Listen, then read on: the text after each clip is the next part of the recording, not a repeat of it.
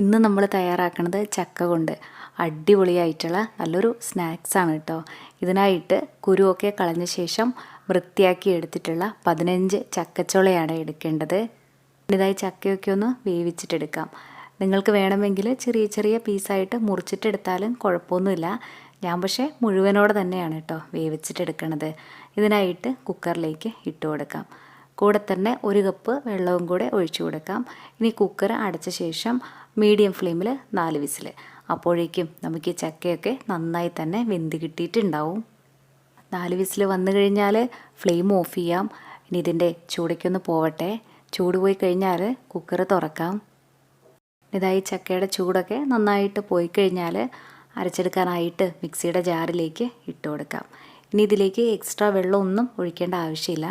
നമ്മൾ ഈ ചക്കയൊക്കെ വേവിച്ചെടുത്തപ്പോൾ ഉള്ള വെള്ളമില്ലേ, ഇതുകൊണ്ട് തന്നെ നമുക്കിത് അരച്ചെടുക്കാനായിട്ട് പറ്റും കേട്ടോ. നല്ലപോലെ അരച്ചെടുത്ത് കഴിഞ്ഞാൽ ഒരു പാത്രത്തിലേക്ക് മാറ്റാം. ഇനിതാ ഈ ഒരു ചക്ക പേസ്റ്റിലേക്ക് 1 കപ്പ് വറുത്ത അരിപ്പൊടിയും പാകത്തിനുള്ള ഉപ്പും നമ്മുടെ എരിവിനനുസരിച്ചിട്ടുള്ള മുളക് പൊടിയും 1/2 ടീസ്പൂൺ ജീരകവും പിന്നെ 1/4 ടീസ്പൂണിലും കുറച്ച് കുറവായിട്ട് കായപ്പൊടിയും 1 ടീസ്പൂൺ ചതച്ചെടുത്തിട്ടുള്ള കുരുമുളക് പൊടി ചേർക്കുന്നതിൽ കഴിഞ്ഞും ഒന്നുകൂടെ നല്ലത് ഇതുപോലെ ചതച്ചെടുത്തിട്ടുള്ള കുരുമുളക് ചേർക്കണതാണ്. ഒപ്പം തന്നെ 1 ടേബിൾ സ്പൂൺ ചൂടാക്കി എടുത്തിട്ടുള്ള എണ്ണയും കൂടെ ഒഴിച്ചു കൊടുത്ത ശേഷം ഇതെല്ലാം കൂടെ നന്നായിട്ടൊന്ന് മിക്സാക്കി കൊടുക്കാം. ഇനി ഇത് നമ്മുടെ കൈ വെച്ചിട്ടും നല്ലപോലെ ഒന്ന് കുഴച്ചെടുക്കാവേ. നമ്മളിവിടെ തയ്യാറാക്കണത് ചക്ക കൊണ്ടുള്ള മുറുക്കാണ്.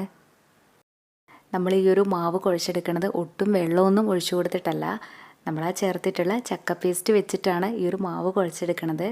അതുപോലെ നമ്മളിത് ഇങ്ങനെ കുഴച്ച് വരണ സമയത്ത് ഈ ഒരു മാവ് ഒത്തിരി ലൂസായിട്ടൊക്കെ തോന്നുവാണെങ്കിൽ 1-2 ടേബിൾ സ്പൂൺ അരിപ്പൊടിയും കൂടി ഇട്ടിട്ട് വീണ്ടും നല്ലപോലെ ഒന്ന് കുഴച്ചെടുത്താൽ മതി കേട്ടോ. ഇതായി ഒരു ചക്കമുറുക്ക് തയ്യാറാക്കാനായിട്ട് സ്റ്റാർ അച്ച് സേവനാഴിയിലേക്ക് ഇട്ട് കൊടുത്ത ശേഷം ഒട്ടിപ്പിടിക്കാതിരിക്കാനായിട്ട് ഇതിനുള്ളിലായിട്ട് കുറച്ച് എണ്ണയൊന്ന് തൂത്ത് കൊടുത്തിട്ട് നമ്മുടെ ഈ ഒരു മാവ് ഇതിലേക്ക് നിറച്ച് കൊടുക്കാം.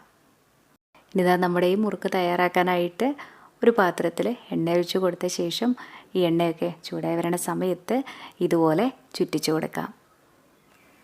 നമ്മളിതുപോലെ ചുറ്റിച്ച് കൊടുക്കുമ്പോൾ എണ്ണയ്ക്ക് നല്ല ചൂടുണ്ടാവാനായിട്ട് പ്രത്യേകം ശ്രദ്ധിക്കണേ. അതുപോലെ എളുപ്പത്തിന് വേണ്ടിയിട്ടാണ് ഞാൻ ഷേപ്പൊന്നും ഇല്ലാതെ ഇങ്ങനെ നേരിട്ട് എണ്ണയിലേക്ക് ചുറ്റിച്ച് കൊടുക്കണത്.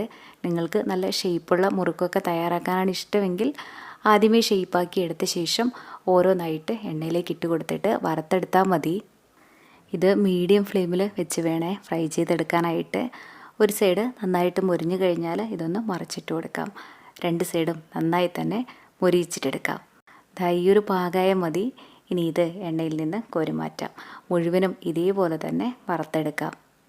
അപ്പോൾ ഇത്രയേ ഉള്ളൂ ഈ ഒരു ചക്കമുറുക്ക്. ഇനി ഇത് നമുക്ക് എത്ര വലുപ്പം വേണോ അതിനനുസരിച്ചിട്ട് ചെറിയ ചെറിയ പീസായിട്ട് പൊട്ടിച്ചിട്ട് കൊടുക്കാം. നല്ല രുചിയാണ് കേട്ടോ ഈ ഒരു മുറുക്ക് കഴിക്കാനായിട്ട്. നമ്മളാ ചേർത്തിട്ടുള്ള കുരുമുളകിൻ്റെയും ചക്കയുടെയും ഒക്കെ നല്ലൊരു ഫ്ലേവറായിരിക്കും ഇതിന് മുന്നിട്ട് നിൽക്കുക. തയ്യാറാക്കാനും നല്ല എളുപ്പമല്ലേ. നമ്മളൊക്കെ വീട്ടിൽ പല തരത്തിലുള്ള മുറുക്കൊക്കെ ഉണ്ടാക്കാറുണ്ടെങ്കിൽ പോലും ചക്കയൊക്കെ വെച്ചിട്ട് മുറുക്കുണ്ടാക്കൽ വളരെ കുറവായിരിക്കുമല്ലോ. അപ്പോൾ ഇതുവരെ ചക്ക വെച്ചിട്ട് മുറുക്കൊക്കെ വീട്ടിൽ തയ്യാറാക്കി നോക്കിയിട്ടില്ലെങ്കിൽ ഒരു തവണ ഇങ്ങനെയൊന്ന് ചെയ്ത് നോക്കണേ. അതുപോലെ ഈ വീഡിയോ നിങ്ങൾക്ക് ഇഷ്ടപ്പെടുവാണെങ്കിൽ ലൈക്ക് ചെയ്യാനും കമൻറ്റ് ചെയ്യാനും കൂടുതൽ വെറൈറ്റി ആയിട്ടുള്ള നല്ല റെസിപ്പീസിനായി നമ്മുടെ ഈ ചാനൽ സബ്സ്ക്രൈബ് ചെയ്യാനും മറക്കല്ലേ കേട്ടോ. താങ്ക്